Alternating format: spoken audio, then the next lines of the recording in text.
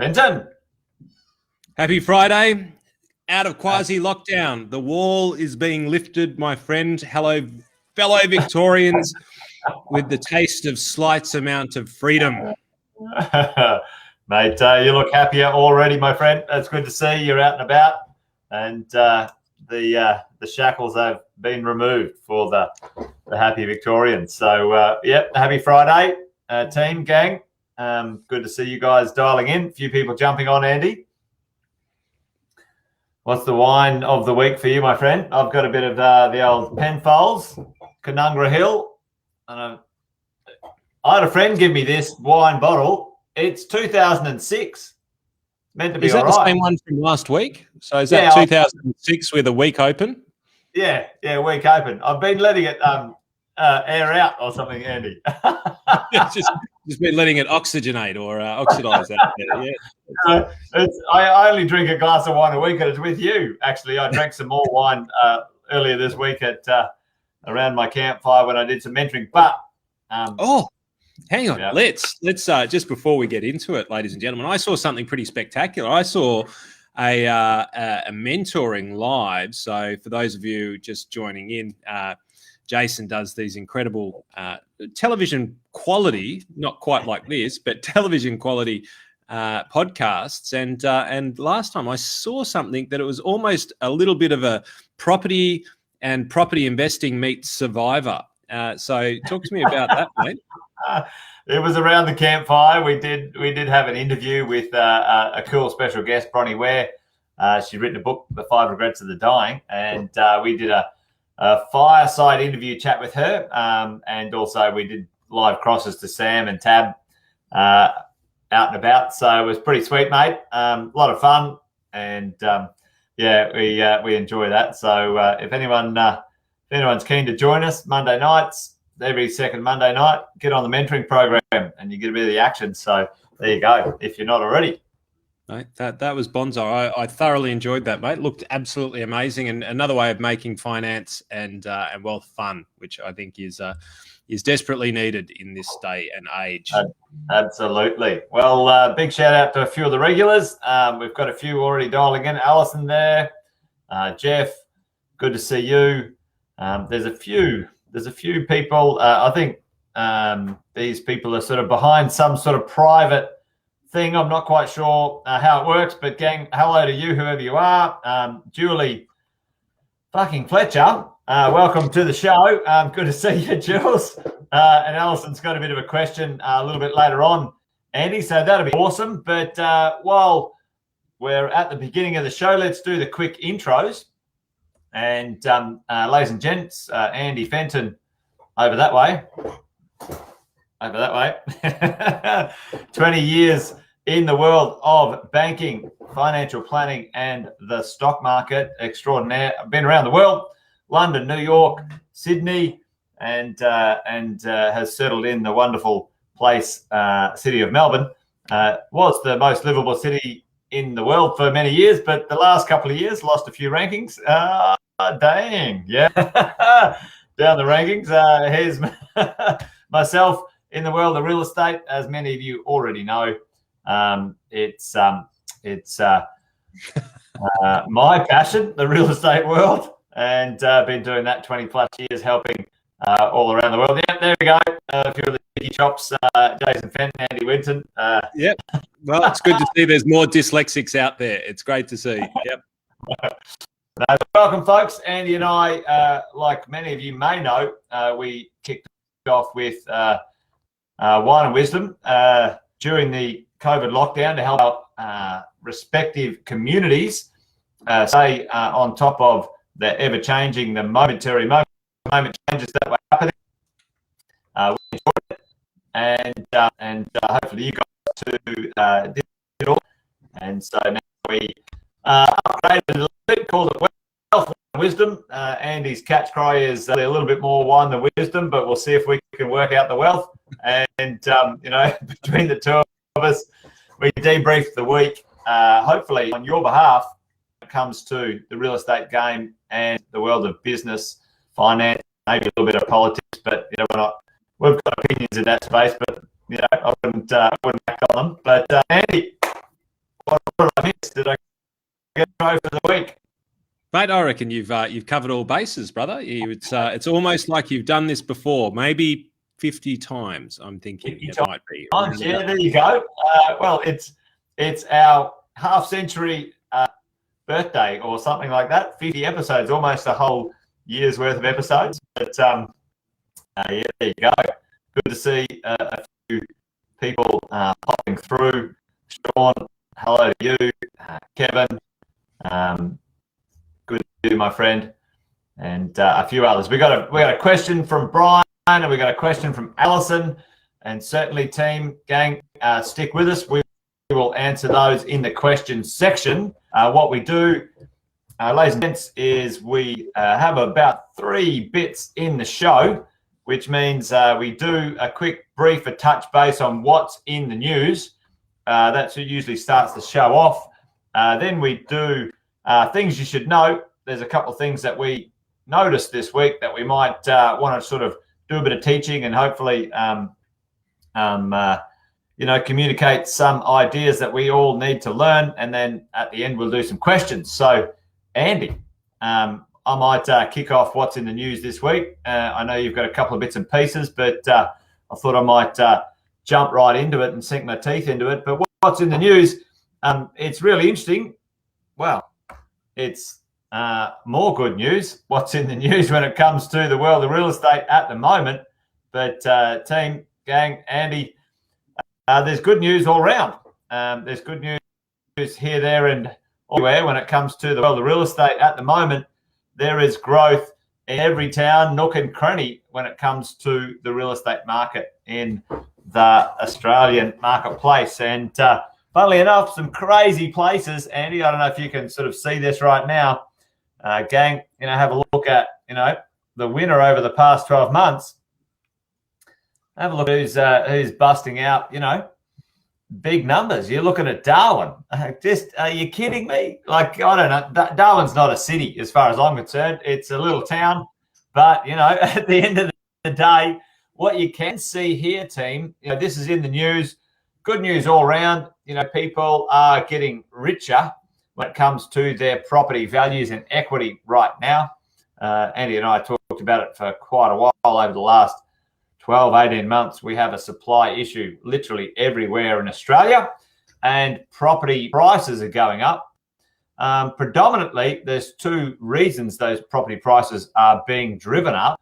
And I might talk about those in a minute. But, gang, have a little look at this one.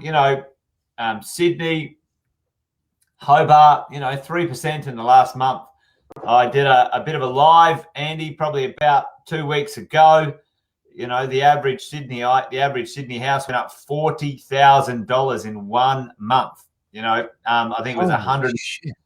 Yeah, 150 grand in just under 6 months in Sydney, and that's just crazy numbers. Even Melbourne, while it's in the 1.8%, even Melbourne with lockdown and compressed and suppressed rents because of extended lockdowns, Melbourne's had, let's face it, in relative terms, not compared to the rest of the world, but in Australian terms, it's had the tougher time of it when it comes to the lockdowns, and its property prices have been extremely robust. The auction clearance rates have been extremely robust as we look at this. But listen, part of what's in the news, this is a good news story. What could we do about this good news story? For me right now, team, Andy, people should be locking in their equity. Borrowing's pretty easy. I helped a client just lock in a 4-year interest only fixed interest rate loan at 2.4% for 4 years just now on an investment property. On that same investment property, that would produce, I did the numbers, it was insane. That would produce $13,000 of pre-tax positive cash flow, Andy, on a brand new property at those interest rates with a 5% rental yield. It was insane. He's going to have to kick the tenants out, otherwise he's going to end up with a tax problem. Yeah, I know. But thankfully, if you buy new, you can get depreciation, and that sort of washes that through. So not only did they get extra positive cash flow, they could actually claim some extra tax back. But anyway, that's what's in the news. It's good news stories all round. But I just want to dovetail that one for me, Andy, into maybe something, what you should know, team, in a second. But before we dive over to what you should know, on the back of this data, back of this information, what I'm seeing right now, Andy, I know you said seeing a little bit of it as well, is there's kind of the media's got sick of the doom and gloom. Hey, listen, we think the world's going to end. Nah, hang on. The property market's booming, and already I saw on the weekend in the Fin Review, we should tax property more. Property investors, they're the scourge of the earth. We're seeing it again. So, it doesn't take long. It's probably only been 3 or 4 months, and they've turned on us already. We were, but they like something to be the source of their news, whatever that news is. But for you guys and for anyone listening in, watching, or looking at the news, I've said it many times. These tin pot turkeys who are just sort of opinion pieces just because they want to write something, an article, don't get too invested, don't overreact, in that space. What we want to have a look at is some facts when it comes to the property market. So here's one fact that I think we should all sort of really get a hang on, which is annualized housing price growth versus the wage growth when it comes to, our world. And, many of you guys, if you're not already noticing, there's a large disparity of how can wages grow only 1.5% and property prices can grow, between 16 and 30%. Team, gang, what the hell is going on here? All right. And I think, Andy, you and I might have touched on this last Wine and Wisdom, but interest rates have really gone from 7% down to 2%, right? So the cost of a mortgage out of that wage has actually decreased, and as we know, unfortunately, most people will pay more than they should for real estate. They get caught up in the excitement of it. Owner-occupiers always pay more than they should. They pay over what, potentially a property is worth on the day because they're emotionally invested. The compression of the interest rate has allowed the property price to rise. It hasn't taken more percentage out of people's wages. Matter of fact, it's actually cost less cash-wise to own a property today than it did in 2012, a comparison price property, because the interest rates are so low. So team, gang, that's part of my what you should know right now in the market. Those property prices have got some room to move. There's some undersupply. There's cheap money, but those pressures will cool off when the rental yield starts to hit around that 3%, and you're seeing in places like Sydney, you're seeing in places like, some places in Melbourne, those yields are getting quite low, but other places like Hobart, Darwin, Brisbane, Adelaide, even Perth have got higher rental yields in locations. So those places have got technically more compression available to the rental yield. Whether people will take that risk, Andy, most of those locations historically have never been compressed in rental yields below 4%. But the marketplace in Sydney and Melbourne, will eat a little bit of negative cash flow because they believe the growth is there in those two power cities. So, for listeners listening in, that's why we're getting this growth, because interest rates are so low, and we do have, a little bit of supply issues and a few other things. And construction prices, ladies and gents, brand new houses and apartments and townhouses, it is very clear right now that construction prices are going up between 5 and 15%, Australia-wide. So that's going to really push up the prices as well. So, that's about it from me from what's in the news, Andy. What about in your neck of the woods, mate? Well, mate, I'm tossing up which way do we go here, because there's a couple of great questions that have already been dropped, and I fear that if I go into what's in the news for me, that we might see out 8 o'clock tonight, and I may not have finished. So I'm tempted to jump in on some of the questions that we've actually had across the desk. What do you reckon? Do you reckon we just mix up the order for a little bit and just jump into a little bit of Q&A in the middle, and then we'll come back in? And for those of you who aren't interested in the questions, which are great questions and they're very impactful questions, let me let you know that there is some serious stuff installed in the next 30 minutes. I can tell you right now, and it's we're not going to pull any punches. Buckle up, Dorothy. We're going to Kansas. All right. Well, right, that's exactly right. So Andy, look, where should we attack this? Let's have a crack at Alison's question here. I have a question for Andy. What is a capital note? Yeah, go for it. So I don't know too much about the most recent set of capital notes as far as ANZ.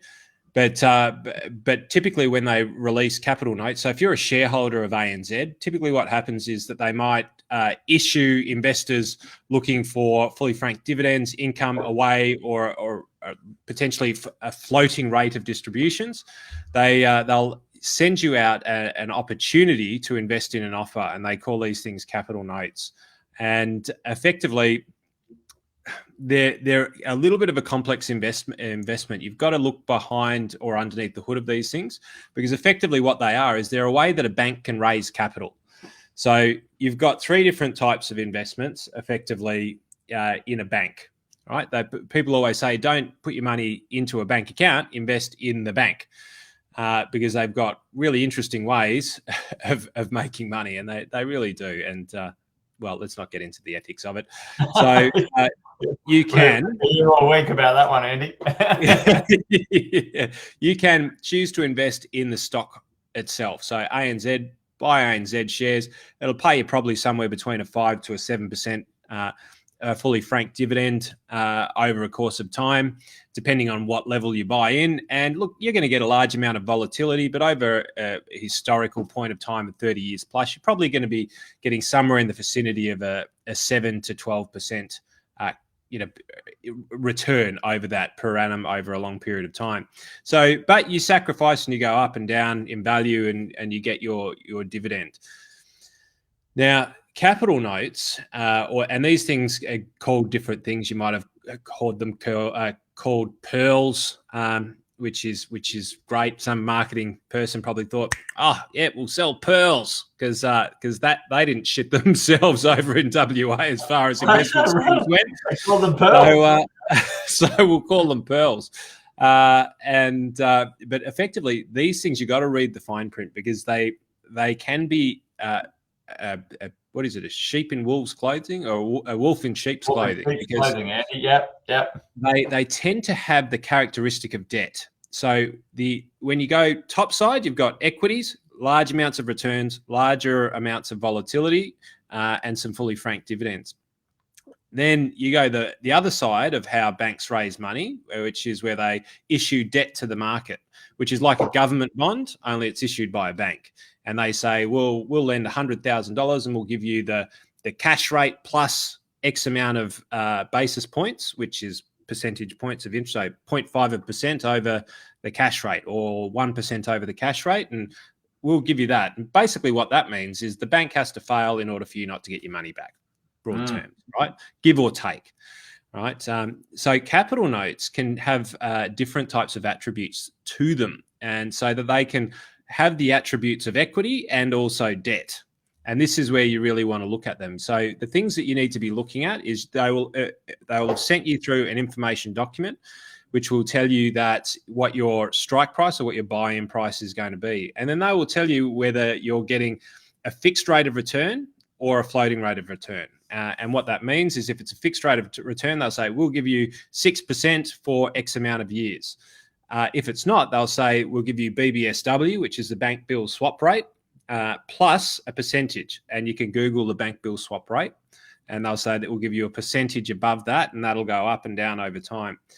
And here's the sweetener, is that quite often with these things, they say, well, we'll convert these into shares at a point in time. We'll either pay it back or we'll convert them into shares. So they can be pretty complex. So you've got to read the paperwork behind them. But quite simply, they are. So here's the thing. Read the paperwork, get to understand it. If you don't understand it, reach out to somebody who does, or don't invest in it. Right? If you don't understand it, don't invest in it. Andy, let me ask a question. Why would they be looking to raise more capital? Is it because they can't buy it from the market? They think they can get it cheaper from their own users of their own product, or customers of ANZ? Like, why would they be looking to get it from Allison rather than buy it from another provider or a professional investment house? Well, it's the fastest way to raise money is to go to people who you already have money from. Yeah, people that you know. All right, it's the fastest way to raise money. It happens very, very quickly. Also, people are committed to you. So psychologically, there's a greater chance that you'll get money from those sources that have already done business with you. So it's a lot faster. If you raise cash by creating more shares, you dilute the share price, which means that the other shareholders that you've got will get a bit pissed off because that'll devalue their shares. So that they don't want to do that. As a matter of fact, now they might want to be buying their shares back. Right, so they might want to borrow some money for a cheap interest rate, buy their own shares back. Now that's a whole different story, which we can go into. Yeah, we've seen that before, haven't we? Yeah. Well, we've seen about 6 months of it overseas in a massive way, because when you can borrow money at like virtually nothing and buy your own shares back, which is great, and then your company's doing 20, 30, 40% per annum, you paid 1% to get a 20, 30, 40% per annum return. Happy days. Allison, have a look at it, because they're complex instruments. They appear to be quite simple, but here's the thing. They have attributes generally of equities and debt, and they're kind of this hybrid vehicle in between. So you want to know the duration. You want to know how it's going to convert at the end, whether it's going to be a cash settlement, which means back to you, or it's going to go into becoming shares. And you want to know what the interest rate is over time. Is it fixed, or is it linked to something else that's floating? And then that will help you.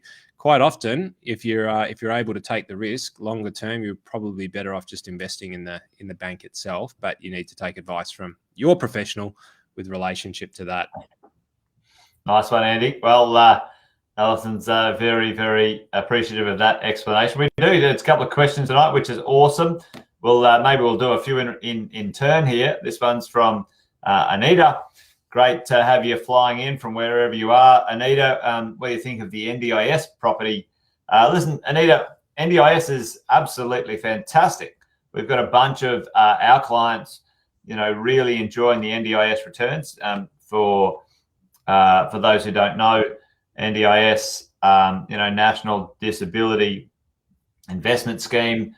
The idea that the government has invested pretty significant amounts of capital in helping those who are a little bit more disadvantaged when it comes to their living arrangements, live in regular everyday houses in the middle of, regular everyday communities. If you want to understand what NDIS is, do a little bit of research.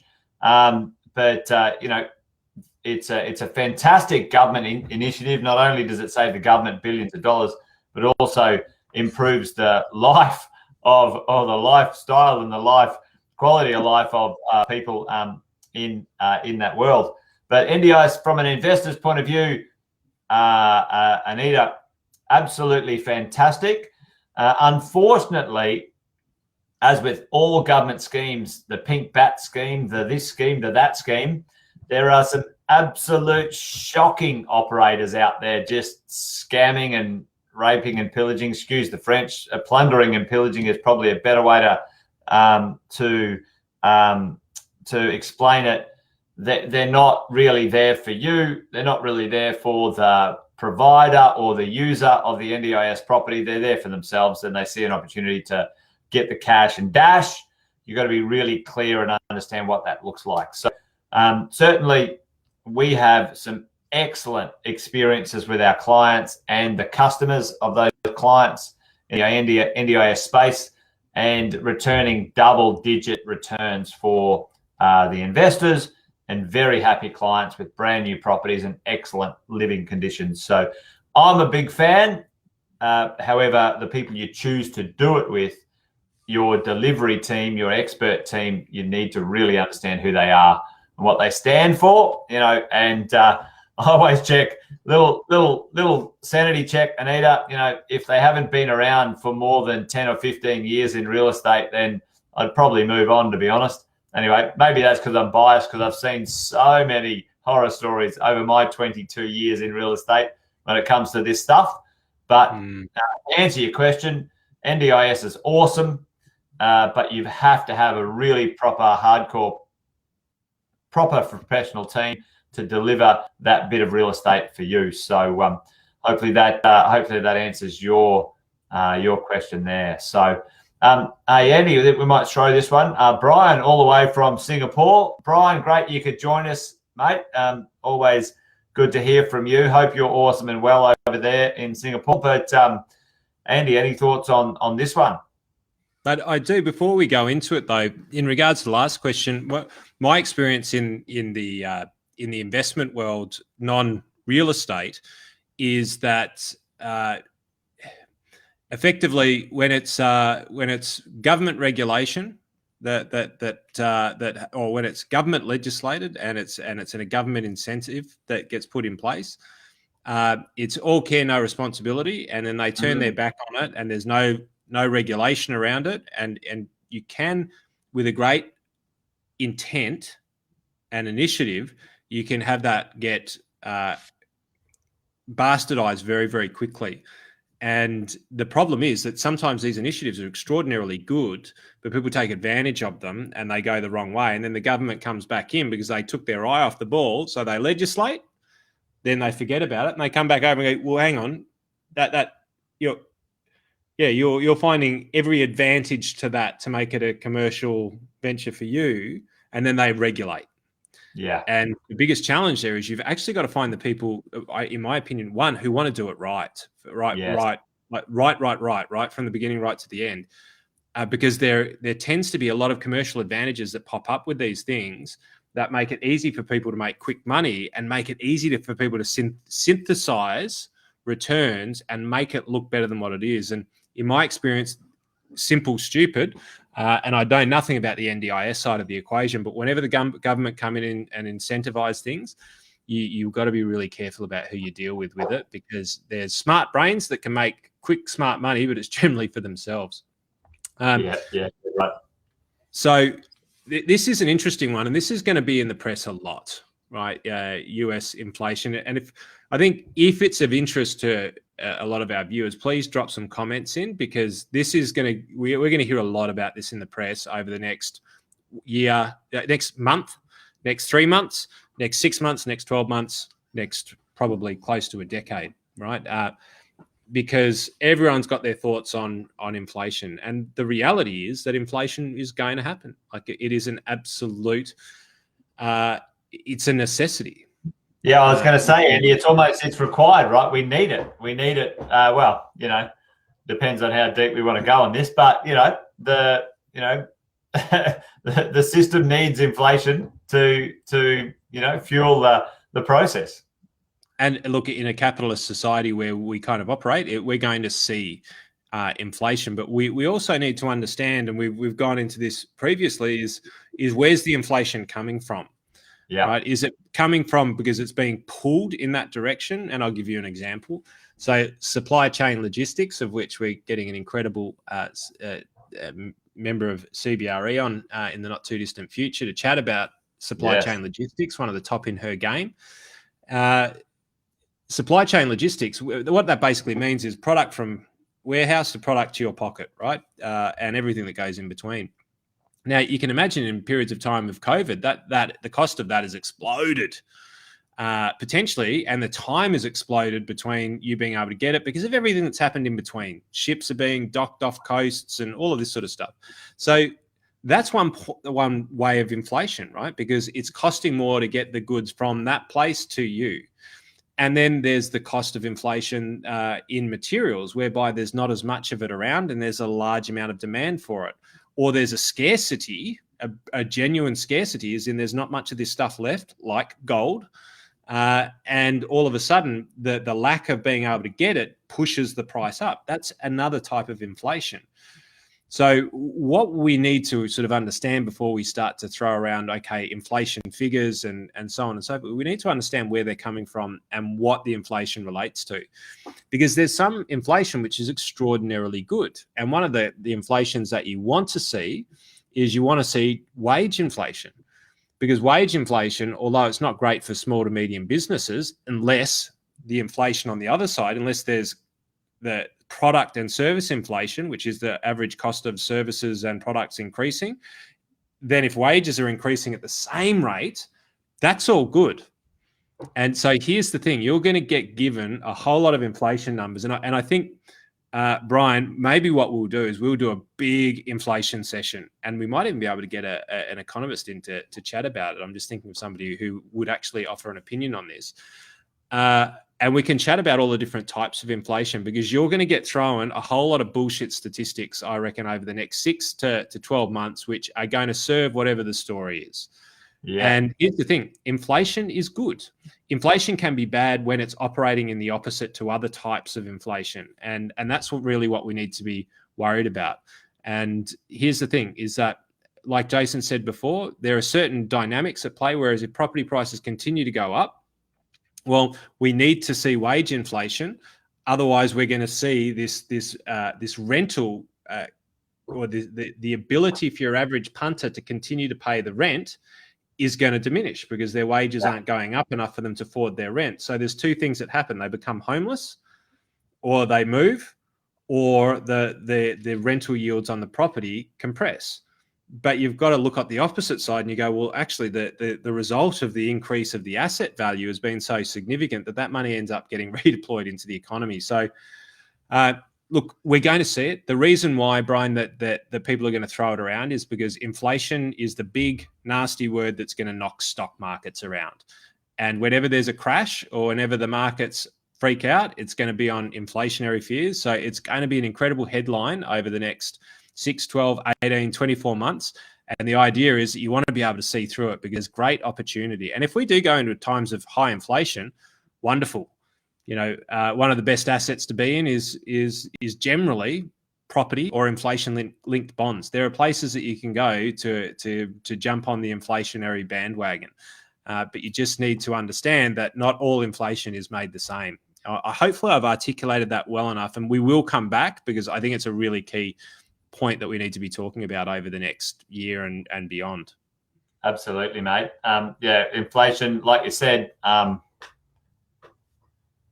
it comes in many forms, right? So, you know, we need to understand what form is maybe an abnormal form that we need to maybe be cognizant of, and maybe what's a normal form that we might need to be cognizant of. But Andy, David's give us a bit of a shout out here about sort of wages going up, and I've got a little slide here actually from you and I heard from Bernard Salt of just recent times, and I might show this one here, fly us in and see if we can do something. I might just hide David's comment, but one of the challenges has been not all wages are going up or down, David, and so the challenge for the moment, prior to COVID, we had some other challenges, but throughout COVID, the job losses, mostly the young, the unskilled, and the migrant, right? And so, for many of us, there's this tale of two challenges, Andy. You and I have experienced this in, our business networks as well. Certain businesses have just exploded and gone crazy, and certain businesses are out of business right now. They're winding up and they're having some, challenges, and you and I are helping people through that. But, cafes, shops and services, personal services, travel, these things that really have been hit hard by lockdowns, by COVID restrictions, by travel issues, by tourism, those ones, aren't recovering that fast, if at all, for the short term. And they've still got some, headwinds in jobs and wage growth, David. But, some of the places and spaces that are, getting some really interesting, uplift and gains in jobs and will be gaining in wages. And this is where kind of, Andy, I'd be curious, it'd be curious to see some of that statistic, separated out rather than one big lump sum. Be interesting to see these industries separated out in job growth, because I would say, David, and this is kind of linking back to where you are, nurses, at the end of the day, health and medical, jobs gaining. So I would be saying that, there would be no reason, why those health and medical industries shouldn't see income or job wage growth in this sort of space, because the pressure's on. There's requirements, there's needs, there's more, there's jobs, there's demand, across logistics. Andy talked about it before, technology, health and medical, and agriculture. This is where the job growth is. And often where there's job growth, there becomes a gap of enough people. And especially when we don't have enough people coming into the country, Andy, through immigration and other things, that would then give, the people with jobs a little bit more negotiation power to grow their wages, you would expect. Those sorts of things. So I thought I'd sort of maybe, show a couple of those stats. Andy, you got any sort of opinions on that one? Yeah, not much more than what you've, well, actually a lot more, but not enough to go into today. But the one thing when we start to talk about inflation and job inflation and all of those sorts of things is that we've got to understand that one of the key metrics that the Federal Reserve over in the US and the Reserve Bank of Australia, they actually target inflation figures. So inflation is actually extraordinarily manipulated. And it's manipulated by the governments, and it is by the Fed and by the Reserve Bank of Australia, and so it's manipulated by policy. Quick pop quiz, Andy. Folks. Oh, shit, here we go. All right. Which bank in Australia actually started out or divided into over time the Reserve Bank of Australia? Which bank actually? There's a bank that was the Reserve Bank to begin with in Australia's history. Anyway, I just thought I'd chuck that one in there. Let's not answer it right now. If you guys are listening in while Andy continues his explanation, put it in the chat. Tell me if you know which bank. And no cheating on Google. I think the question was in the answer, mate. But you did right. Alison nailed it anyway. There you go, CBA. Just so you know, folks, the CBA was the Reserve Bank. Until they separated many years ago. Sorry, Andy, jumped in on you. There's too many clever people on our call, mate. Everyone nailed it. Well, so here's the thing: is that it is the fear of inflation in the wrong areas for the Reserve Banks and the Federal Reserves. It's the fear of inflation taking off where they can't control it, and that's really what should be talked about. But it's not actually what is sort of spoken about. You just see the headlines, and quite often you're going to see things called, long-term bond rate spike due to inflation in fears, and then the share market's going to have a big write down over a short period of time. It's going to be noise until it's not, right? And but while you've got the Reserve Bank and while you've got the Fed actually controlling inflation, it's really quite stable. Literally, they up until COVID, they were printing money in order to be able to maintain and control inflation over time, and that's what they've been doing since I think the mid '90s or thereabouts. Can't coin the date myself. It was probably while I was still at school. But anyway, so we will do. I promise we'll do a full thing on inflation, because it's important for business owners to understand inflation as well, because it relates to how we price our products and what we can expect our wages to do over time. Mate, totally. I mean, at the end of the day, Andy, we've got a business question here from Jules, and we'll sort of maybe dive into that one. But, team, you employ someone this year and, they get good at their job and they want a pay rise next year, which is fair enough. That's a type of inflation. Maybe they're not doing anything more than the job that you employed them to do, but now they want, to be paid more, because they've been here longer and those sorts of things. So we need to understand what those sorts of inflations are, whether we're property investors, whether we're share investors, whether it's, affecting our super, whether it's affecting our businesses, or all of it. Because arguably, Andy, you and I have talked about this. I'm a fan of, if the government could borrow another, billion or $1 trillion, low debt, I'd hook in. I'd put in infrastructure projects till the cows come home around Australia, because we need another 10 to 20 million people in Australia to make this country, really solid from a tax base, taxpayer income.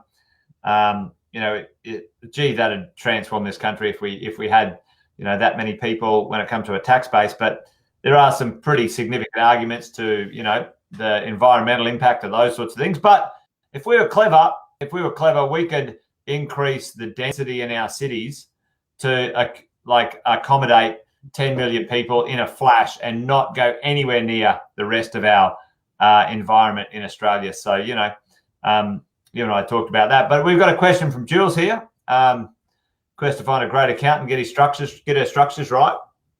That I now find the banks don't love me. Yeah. Welcome to the world of...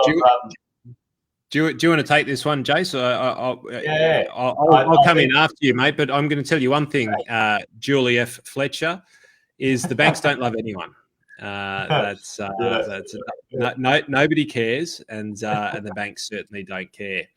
No, they're it's actually, it's almost a soapbox moment, Andy. I might sort of rise up and get on my soapbox. I should have one here so I can stand on it. But it gives me the shits. As business owners, that you get treated like second-class citizens when it comes to borrowing, at the end of the day,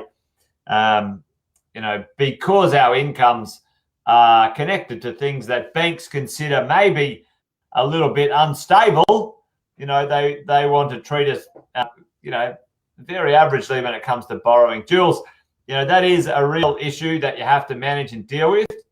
One of the things that I do know, Julie, and for those who are listening in, and it's actually irrelevant whether you're a business owner or a PAYG who wants to increase their income through other means, because you might be an investor adding investment income to your income as well. The banks, treat it weirdly, if it's investment income or business income. But, at the end of the day, some strategy with the right lending team can make you look a little bit more attractive. And let me tell you, Jules, yep, there's my soapbox. Nice, Andy. That's it. We're going to do it as we go. But, Julie, most likely you'll end up borrowing with the non-banks or the secondary banks. Now they're not bad. They're not bad lenders. Matter of fact, they're as inexpensive as the mains. But we have this kind of this thing in Australia where we believe, we should be dealing with the banks. And team, there's 113 institutions that are professional lending institutions in Australia. 113. And if I asked you guys right now to name them in the chat, most of you'd probably get to 5 or 6. So, at the end of the day, Julie, banks, they're not your friend, unfortunately.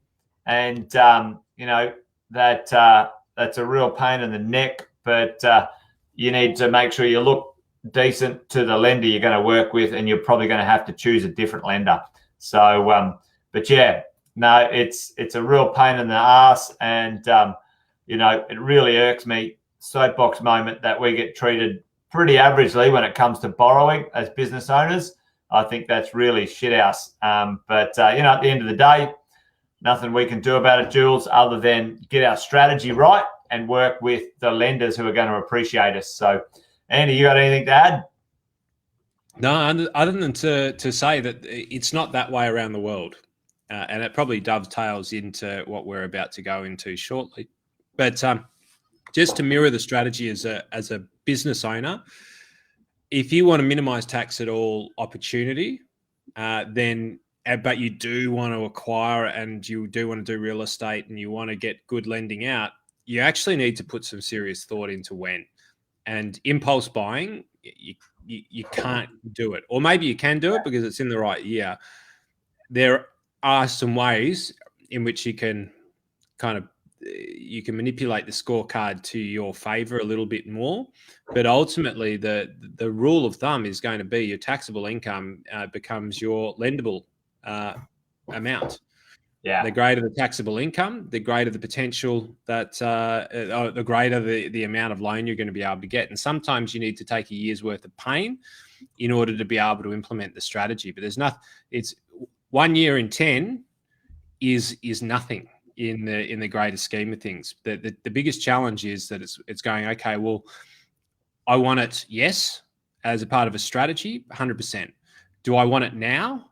Well, if you want it now, there's always going to be ramifications to getting it now, especially as a business owner. And one of those is going to be tax. So with Jason, I think that as a business owner, if you really want to get into these strategies, then you pick the year. And sometimes it just happens because you have a gangbuster year and you go, okay, this is a year and we're going to paper it and we're going to get the loans and we're going to have to take a bit of a haircut as a result of it. But that's okay because we've got a strategy long-term where we're going to claw that back. We're going to claw that back and we're going to claw it back in spades and we're going to make it hurt. We're going to make the ATO hurt that they ever allowed us to do that. What's it called, Andy? Is it called dollar cost averaging or whatever you call it in the world of share market? So you might pay more tax this year, but over the next 10 years, that dollar cost average, if you dollar cost average it over 10 years, now you're gonna crush it. So yeah, there you go. Yeah, Jules. Sometimes you do got to pay a little bit more, Jules, to get the deal done. I'll give you an example right now, guys. Shay and I bought a couple of properties in the last few years. We've had to pay, a little bit more than everyone else is paying. We're not getting the 2.4% interest only loans, because, as a lending risk, the lenders look at me and Shay and go, what the?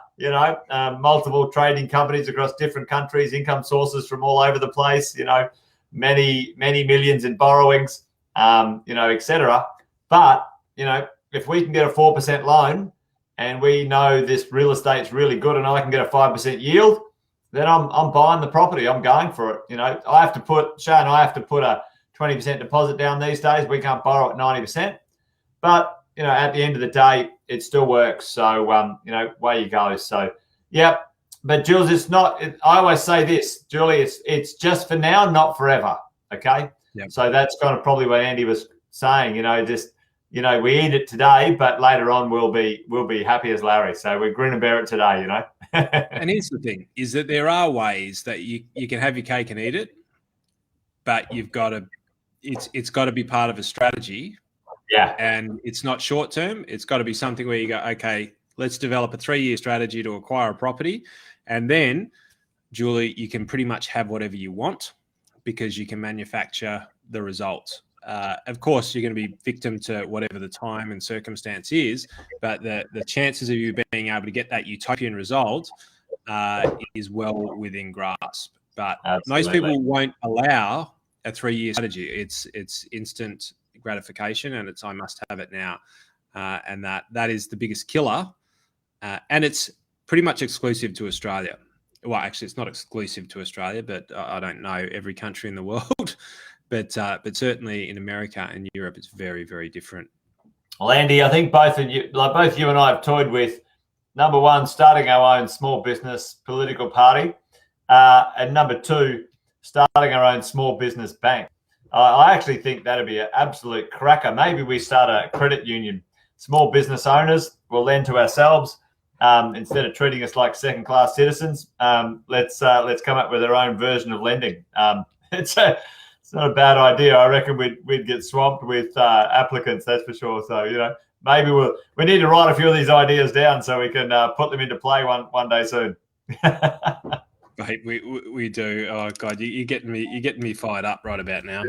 Getting fired up. So I got this one from Chris. Hey Chris, great to have you on, mate. Hopefully you're still here, all the way in from Positive Real Estate TV in the YouTube land. So it's good to have someone dialing in on the live on YouTube. But he's sort of saying, want to build a property portfolio. Which names do we buy our properties in? I'm married, wife, and I'm the only one working at the moment. So, Chris, certainly when it comes to buying investment property, as we have a look at it, one of the important decisions to make is who is the owner of that real estate. And there's a few reasons, there's a few things that we need to understand are going to sort of dictate that. Number one, the borrowing and the lending we talked about with Julie just a minute ago. Whoever's going to be on the purchase of the property and also on the loan, you need to be able to qualify for the lending. So obviously, if you added your wife right now to the loan, Chris, that wouldn't add any value to the lending at the moment. It would actually be a negative. And by default, when the lenders ask for dependents, they'll analyze your partner as a dependent if she's not working. So, that's just one little thing aside right then and there. At the end of the day, if you are a PAYG earner, Chris, if you have a job, your risk is she owns all the real estate team. She owns pretty well everything. Actually, she owns everything. So I get to live in her properties. So she keeps reminding me, which is a good strategy.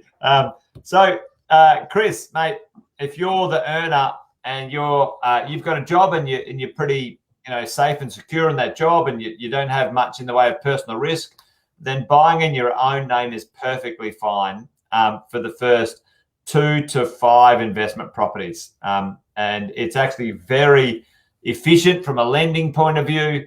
It's very efficient from a tax minimized point of view. Okay. So, Chris, other than, and that's not advice, mate. So don't sort of run off and do stuff without catching up with your, lender or your coach or your property expert or whatever it might be, your financial planner, accountant, whoever you rely on.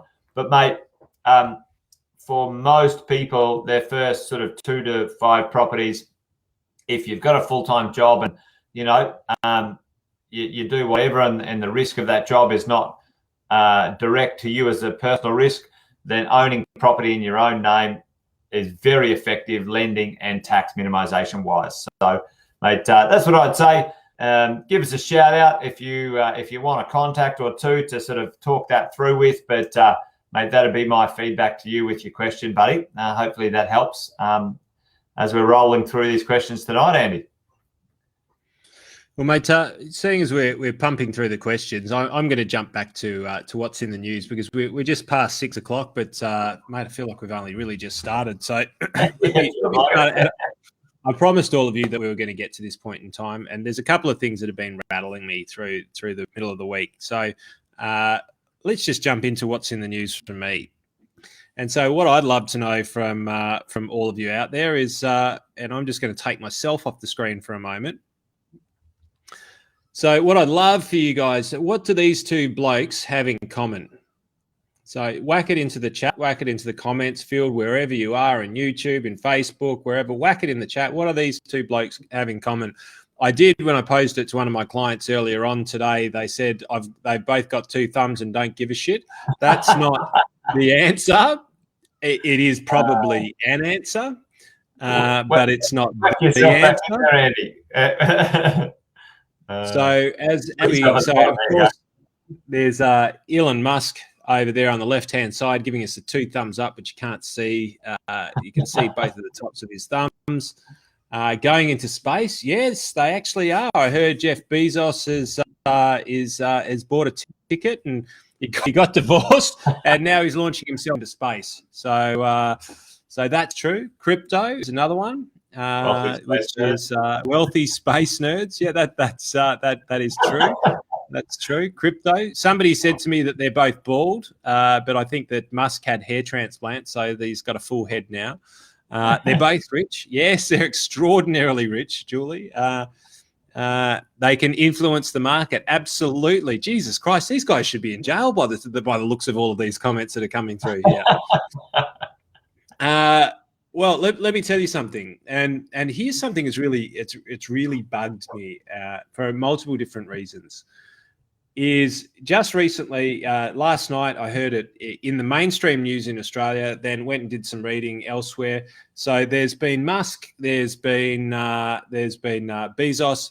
There was also a few others named, founder of Bloomberg. There was our old mate,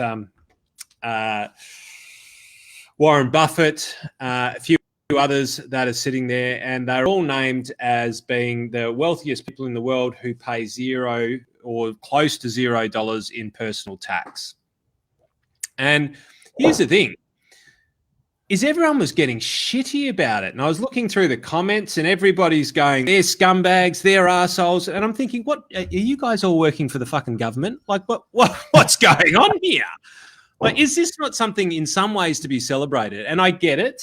I am being provocative, and I understand that. Like, I believe that we should all pay our way, but let's understand something here.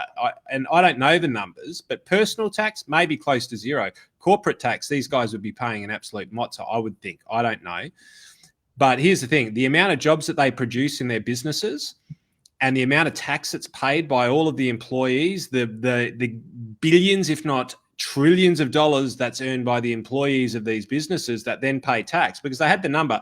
Bezos, 0% tax. Your average American, 14% tax.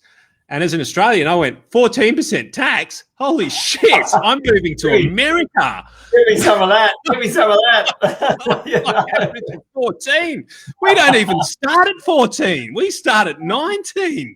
Look, so that's it. God, bugger moving to Brisbane, mate. That's it. When the borders open, I'm gone. I'm off to the land of the free.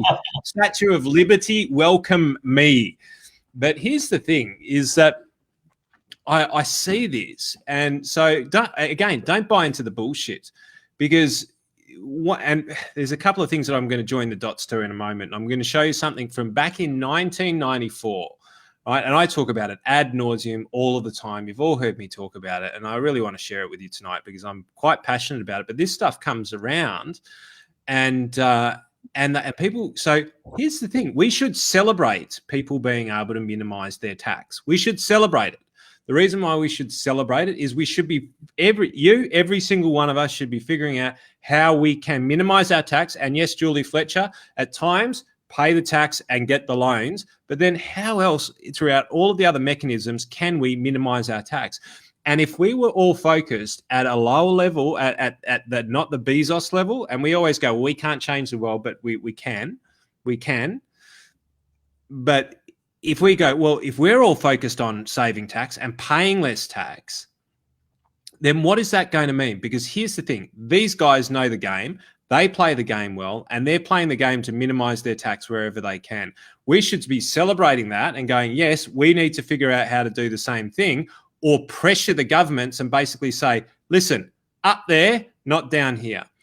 And so I just want to share something with you, because this has been bandied around. And one of the things that is stopping the biggest taxpayer in Australia, who do you think the biggest taxpayer in Australia is? Just by the way, who do you think the biggest taxpayer in Australia is? Love to know. Do you think it's BHP? Do you think it's Jason? Do you think it's Julie Fletcher? Who do you think the biggest taxpayer is out in Australia? And I'll tell you in a couple of minutes as these come through. But what I'd love to change is I'd love to change our mentality. But Bob's gone me. Yeah, I bet you. I reckon we all feel that way. I am the biggest taxpayer. So the biggest taxpayer in Australia by an absolute freaking country mile is small business. And what I want to share with you and Jace is something I'm very, very passionate about. You're going to hear my voice change a little bit as I just go in order to be able to do this properly. But I just want you to sit back, I want you to listen to this for a few moments, because this is words of wisdom from 1994, and it's as like Jason and I affectionately call, from Uncle Kerry. At all, that would have been libelous, but that you were minimising tax. There's nothing wrong with minimising tax. I don't know anybody who doesn't minimise their tax. And that you were doing so in ways that were contrary to the spirit of the law. Oh. Well, I just got through telling you what I thought about that. And what you're saying is exactly what the Four Corners program says. I am not evading tax in any way, shape or form.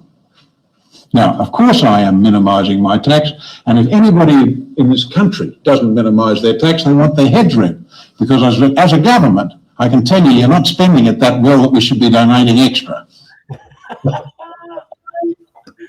I love it. I love it. Straight out of the House of Reps inquiry, 1994. Google it. Have a listen to the whole thing, because one of the things that I'm really on my soapbox about, because here's the thing. If we have a look at this is sole trader to small to medium business in Australia, all right? And I'm just going to pop myself over the left-hand side of this for the moment. Perfect, Andy. At the bottom. All right, sole traders are at the bottom. Massive part of our business community.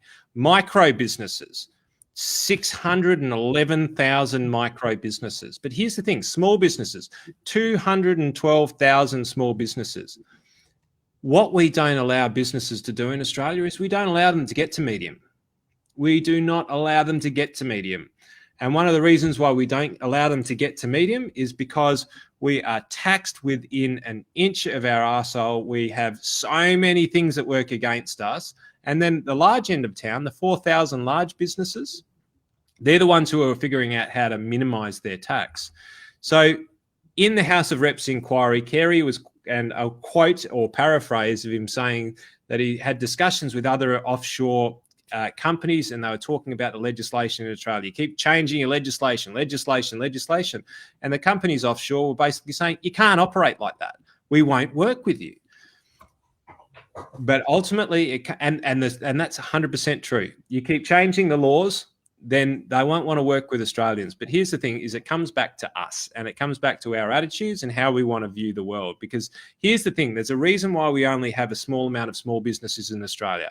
One of those reasons is that the government actually spend a huge amount of money figuring out how to bleed us, because small business is the largest taxpayer in Australia by an absolute country mile. By an absolute, that tiny, tiny part of us and your Joe everybody's on the street, we are the largest taxpayer in Australia by a country mile. And here's the thing, when you start to get as a business above about the 2 million mark, all of a sudden, and it's usually between 2 and 5 million, you know what they do? They go, you're a successful business. Ah, fuck, we better put payroll tax on your butt. It's time for payroll tax. Yeah, you're being successful. It doesn't benefit the employee or the employee. Nobody. It doesn't. Nobody. None of us get any benefit from it, other than the business struggles to pay the bloody. And the reason why I bring this up is because when I saw the responses as to how people were responding to Musk and Bezos and everybody out there, just sort of berating them for paying the minimal amount of tax possible, I'm sitting there going, actually, our psychology is all messed up.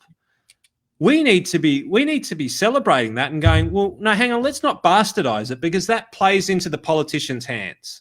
Yeah. Because that plays into the hands. We should all be paying our way. And yes, we should. We should all be paying our way, 100%. I don't believe there's a free world or anything like that. But what I do believe, ladies and gentlemen, is I believe that we should be shifting our perspective, because if we spent more time asking the governments how, or demanding that they lower taxes so we can be more productive, how we can create tax concessions in environments where we can create innovation, where we can bring the resources into small to medium business to allow them to go from small into medium. And one of my points is that we don't have medium business in Australia because it's too hard to operate as a medium business in Australia. Flat out too hard. too much rules, too much regulations, and we need to take a bit of a book from our overseas partners, and we need to squash that. We need to bring down the regulation. We need to bring down the taxes.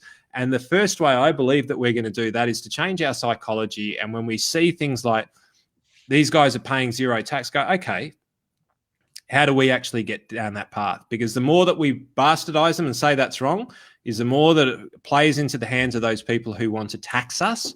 And so my fundamental belief, my happy bloody Friday pill is, ladies and gentlemen, let's celebrate when people can figure out ways of being able to put more money in the pocket of people, meaning the employees of the company. How many thousands of people do you think those two, I was going to say pricks, what do you think those people, how many thousands of people do you think that they employ? And they're paying their 14% tax. And in Australia, super guarantees and Andy, you know, at the end of the day, money's not, you know, money doesn't get taken off the table. And this is the thing. This is probably that education piece, really, at the end of the day. Cash flowing into a business and into other people's wealth, the people who work there, the business owner. Yeah, let's say, you know, Elon pocketed, you know, 100 million in profit. Well, he's not sitting on it. He's not like, oh, you know what, I'll put that in the safe. You know, what's he starting? He's starting the boring company. He's starting a space company. He's starting a company to build solar panels. You know, it's interesting that you say that, mate, because what happened was somebody leaked out the personal tax reports. And so Elon Musk, and I'll paraphrase from, I can't remember the publication, but you can Google it. And they said he paid no tax because he used a multi-billion-dollar write-off from the losses of SpaceX, which basically means that he paid billions of dollars into innovation, production, wages, and things like that, lost a ton of money because it didn't go anywhere, and he offset that against his income. And here's the thing. If that's you, you should too. And he's taking risks and he's out there. And I know that there's the other side of it. And please, I get it. It goes too far. And the pendulum always swings too far. What I'm talking about with Jace here is actually just a shift of our perspectives of how we look at it, because we should be taking risks. And you out there, you should be looking at yourself and going, how do I minimize my tax? And what are the things that I can do to minimize my tax? And how do I minimize my tax, Andy? And one of the things that I'm actually a massive fan of right now, you and I talked about this, is interest rates being low, because that stops that very few wealthy people sitting on cash in bank accounts. And the cash now moves out and it starts creating jobs and stuff. And I'm a big fan of it. I think interest rates should be low for a long time. It makes money move. It makes money come out. It forces governments and everyone to keep the money moving, which creates jobs, opportunity, entrepreneurialism, you know, you name it. So, you know, like I'm a big fan of that. 100%. Yeah. Pay less tax. And as Uncle Kerry says, if you're not trying to minimize your tax, you need your head read, because quite frankly, and they're demonstrating it right now, they're not spending it that wisely that we should be donating extra.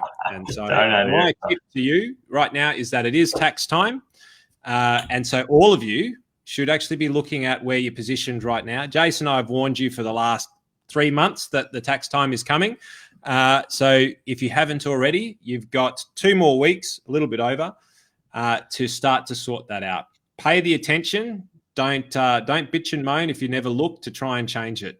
And so here's the last warning for the year, because we're going to jump onto other stuff outside of tax in the future. But minimize your tax, figure out the ways of being able to do it that suit your way and way of life. But also, you know, have a bit to say when people start to talk about these people who are minimizing their tax. And when it comes to voting and all of those sorts of things, maybe these are the things that you should be bringing up with your local member as well, whether it be council rates, whether it be company tax rates, whether it be personal tax rates, whether it be all of these things. Just remember that the squeaky wheel gathers the moss, and I probably completely just screwed up that saying. Yeah, mate. Yeah, you messed up too. I don't know what they're called. acronyms. Yeah, I meshed the two of them together. Yeah, you put the squeaky and the moss together. No, mate, it didn't work.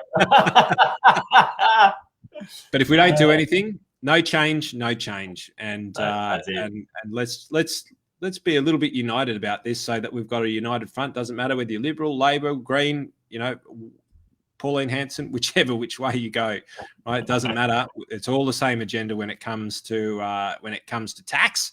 In that, let's just not spend it if we don't need to, and if we're going to donate more, let's make sure that it's on our terms and in the right way, and let's push for the right result. Dead right, mate. It feeds right into the property world. If we can minimise our personal tax, we redonate via capital gains tax, stamp duty, GST and land tax. So don't worry, folks. I like the idea of consumption tax. I like GST. I think it's a great tax in comparison to, income tax. Lower the income tax and then just charge people. There we go. Shay's right onto this for us, Andy. Metaphor. I do. We've got our producer here. Shay is all over it like a rash. I don't know if that's a good metaphor, Shay, but the Rolling Stone gathers no moss, Andy. That's it. And then the squeaky wheel gets the oil. All right, there you go. Well, we might call it done and dusted, Andy Fenton, on the back of getting our metaphors mixed. Maybe we have had a little bit too much wine and the wisdom is fading here this evening. But folks, you can feel the passion. We're totally 100% passionate about you, supporting you and what you're up to in the world of property and the world of business and the world of your financial plan. So if you need some help, let us know. Shay's got, she's right in there. Rashes are generally hot, so I'll take it. There you go. You are hot, my love. But we'll keep that to, this is a PG show. We'll keep that other show for later on. But Andy, absolutely fantastic to hang out with you on a Friday to the fat.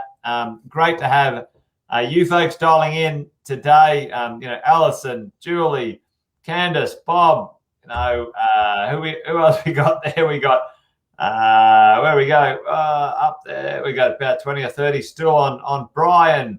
I'm just trying to see all the names. Michelle, if I've missed you, give us a shout out. Team, gang, Chris, hopefully Anita, hopefully Ben, Sean, Kevin, etc., Peter.